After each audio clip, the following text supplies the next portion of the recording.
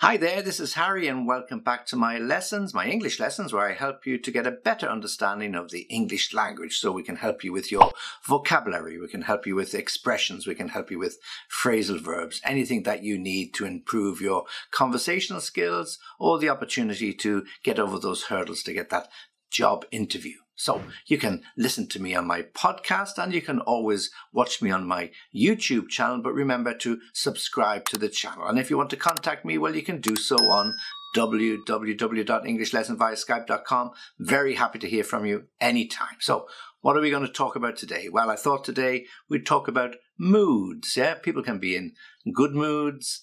They can be in bad moods. They can be moody because of the way they are. They're up and down.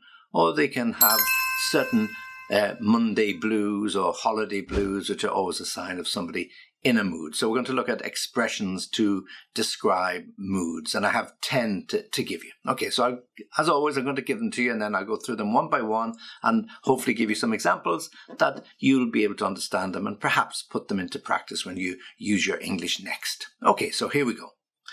A buoyant mood. To lift the mood. Low spirits, to sink into despair, the sinking or a sinking feeling, to raise or boost morale, to weigh on your mind. Something weighs on your mind, and that's W-E-I-G-H-S,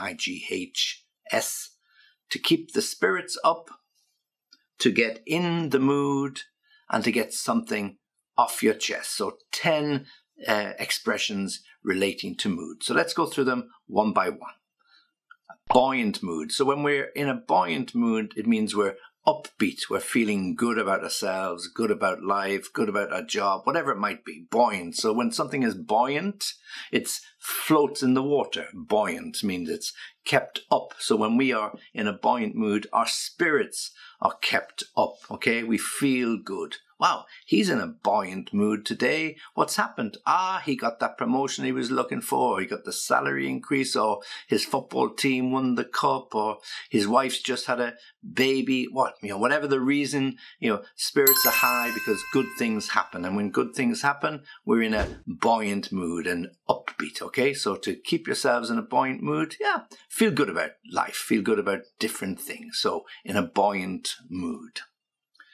To lift the mood. Well, lots of things lift the mood, okay? So good music can lift the mood. A funny joke or a story can lift the mood. Just a simple act of somebody smiling can lift the mood. So, if people are feeling a little bit depressed because of the winter weather, or they're feeling a little bit down because of a poor result in an exam or a bad review in the office, you need something to lift the mood. Watch a funny movie, listen to your favorite music, go out and have a laugh with some friends. These are the things you do or you should do to lift the mood, get it raised a little bit. It might only be for a little while, but you know what? It has a habit of becoming a habit. And when it becomes a habit, then you don't let things get you down. As the song says, don't let life get you down. Don't let life get you down. Okay, so don't let life get you down. Lift the mood. Okay, so low spirits. Well, low spirits are when we are feeling low. Our spirits are the inner feelings that we have. And so when we have low spirits, then we're not feeling so good. How are you today? Spirits are a little bit low today. You got some bad news about the sick granny, or the favorite dog isn't so well, or just general Monday blues, holiday blues, little things that can cause a little bit of temporary depression, and therefore the spirits are low. You might not be feeling so well. You might have got that vaccination and for a couple of days your arm is sore, your body is aching. So of course, you've got low spirits, or the spirits are low. You need to lift the mood. To sink into despair, well, this is now a step further than just having low spirits. And I really feel sorry for people who think life or they are sinking into despair. Usually despair means when you have no hope, or you can see no hope, or you can see no light at the end of the tunnel. This famous tunnel we always talk about when we talk about problems. Can you see any light at the end of the tunnel? No, I don't see any opportunity or possibility of getting out of this problem. I'm really sinking into despair. It could be because of romance. It could be because of money problems, and particularly in an environment when inflation might be increasing and there are other issues around the world. Yeah, of course, people can sink into despair. But you know what? Sometimes you just got to pinch yourself. You got to kick yourself in the bottom. You got to get up there and you got to take on life and take it on full tilt. Okay, and that means just going for it and don't let things get you down. Okay, so when we sink into despair, yeah, we get that bad feeling like standing in mud. Yeah, you go, bloop, bloop, bloop, you're going down instead of up. But you know, you got to fight against it, get out there and take on the world. So to sink into despair, to go down feeling lower and lower. Okay, and again, in the sinking feeling, it's not a permanent issue, but somebody says, oh, I've got that sinking feeling, you know, it's one of those weeks, this is another Friday and lots of work to do, and, you know, will I get it all done before close of business? I really would like to go home this evening without this hanging over me. So I got that sinking feeling that it's just going to get worse and worse. So that puts you into a bad mood. So you have to try and battle through it, try and get the work done, or indeed look for somebody to help you, or perhaps some of it can be postponed until you're feeling a little better, or work a little bit longer on the Friday evening, get yourself free for that weekend. So get that sinking feeling. Or indeed, if you support a bad football team, which I've done for many, many years, every Saturday when the football results come out, I get that sinking feeling just before I read and click on. I go, not so good, you know, and so you get a bad omen, a bad feeling. And yeah,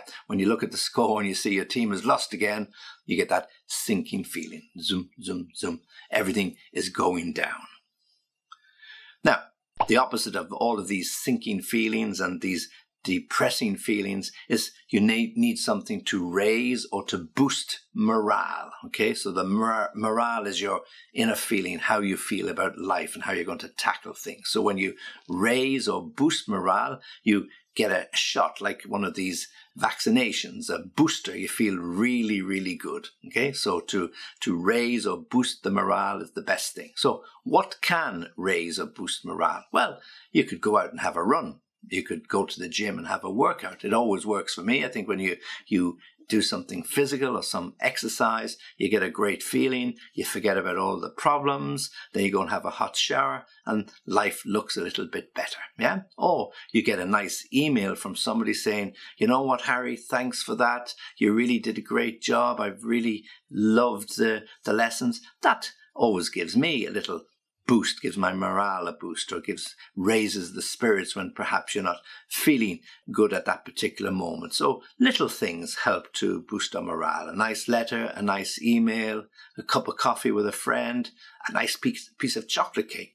That will often boost my morale. Okay, so when you boost your morale or raise it, you do something good to get you out of that mire of bad or negative feelings. Now, to weigh on your mind. So when something weighs on your mind, it's heavy. Yeah, so W-E-I-G-H.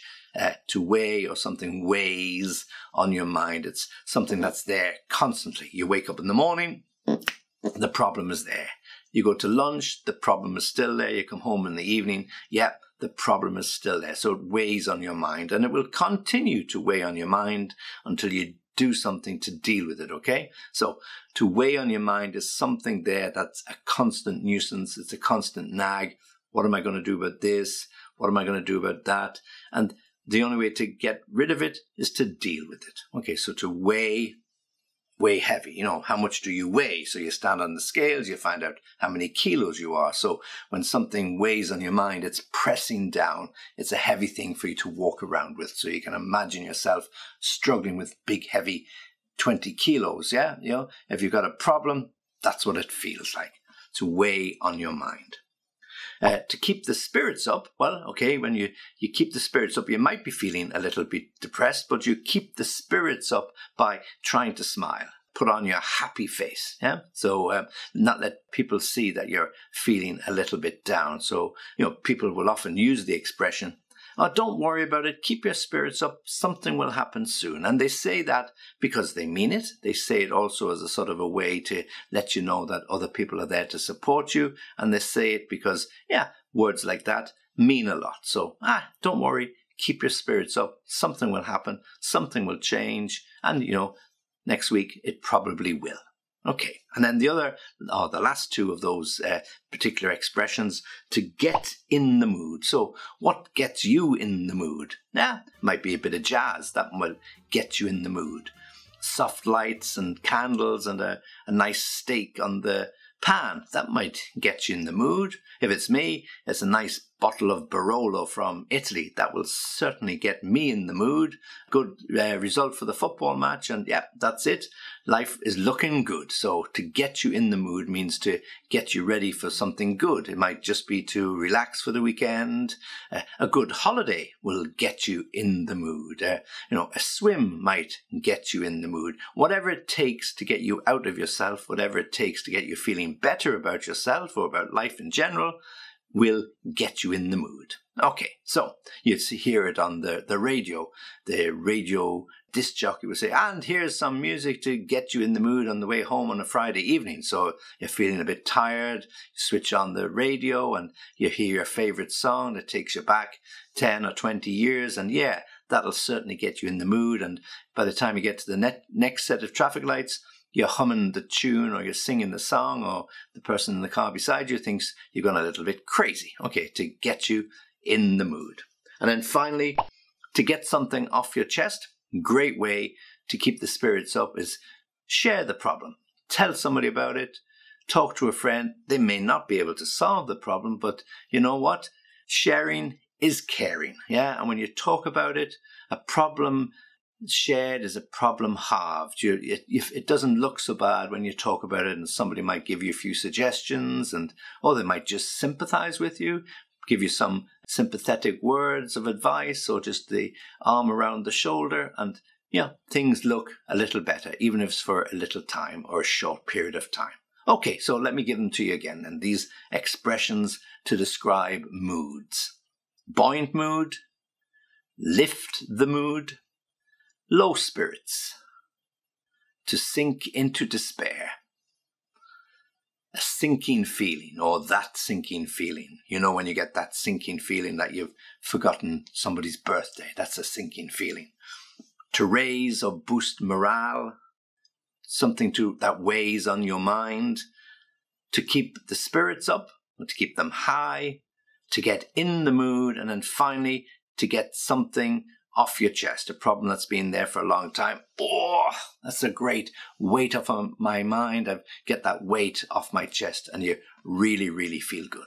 Okay, so all expressions describing mood. So try a few of them, see do they work, see do you understand them. If you don't, come back to me, I'll give you some more explanations, and hopefully you can work through them, and we can work through them together. As always, I really appreciate you joining me here for the lessons, and I hope to catch up with you soon.